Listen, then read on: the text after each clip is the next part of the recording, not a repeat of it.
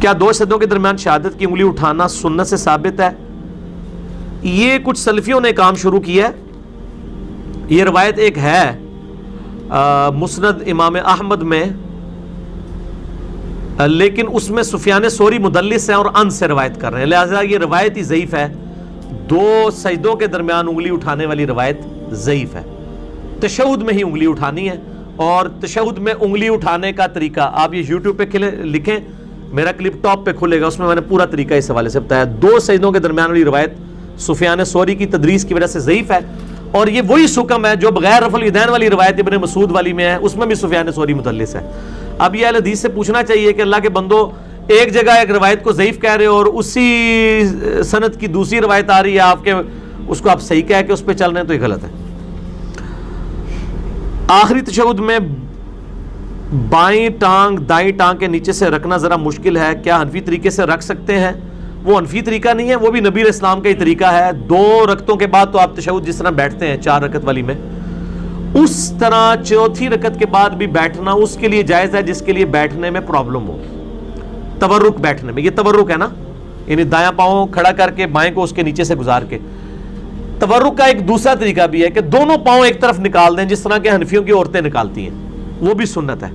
تو اگر آپ کو تورک بیٹھنے میں پرابلم ہے تو آپ دونوں پاؤں ایک طرف نکال دیں، اور اگر اس میں بھی پرابلم ہے تو جس طرح 2 رکعتوں کے بعد بیٹھا جاتا ہے 4 والی نماز میں، اس طرح بھی بیٹھنا جائز ہے. اور فجر میں چونکہ دوسری رکعت آخری رکعت ہوتی ہے، اس میں تو تورک کریں گے، لیکن جو بیچارہ نہیں بیٹھ سکتا اس کے لیے پرابلم ہے. اور تورک میں بھی میں نے جو نماز کا پریکٹیکل 70A میں ریکارڈ کروایا، اس میں نے بتایا تورک اسی صورت میں پاسبل ہے جب پوری صف میں سب لوگ ایک مناسب فاصلے پر نماز پڑھیں، یعنی پاؤں سے پاؤں ملائیں اپنے جسم کے مطابق. ایک بھی بیچ میں سے تورک اگر چھوڑ دے گا نا تو باقیوں کے لیے تورک بیٹھنا مشکل ہو جاتا ہے.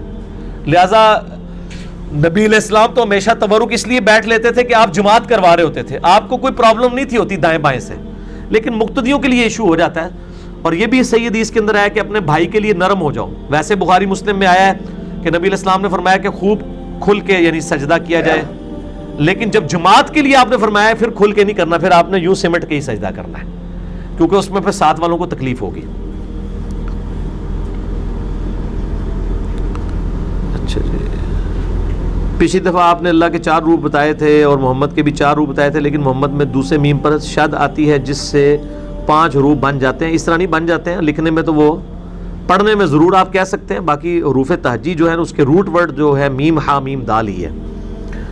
کیا رفع الیدین کرتے وقت ہی اللہ اکبر کہنا چاہیے یا اللہ اکبر کے بعد رفع الیدین کرنا چاہیے؟ تینوں طریقے سنت ہیں.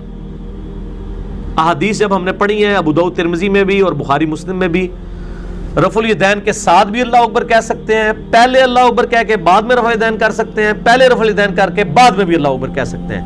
بیسیکلی یہ اس ایکٹیویٹی کے ساتھ ہے. بہتر یہی ہے کہ آپ ساتھ ساتھ کہتے جائیں. تینوں طریقے ٹھیک ہے.